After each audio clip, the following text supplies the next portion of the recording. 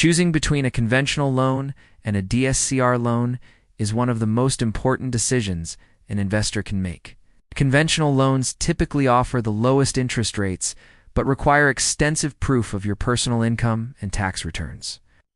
If your debt-to-income ratio is too high, or you are self-employed with many deductions, a conventional bank might turn you down. This is exactly where the DSCR loan shines, because it qualifies the property based on its rental income rather than your personal salary.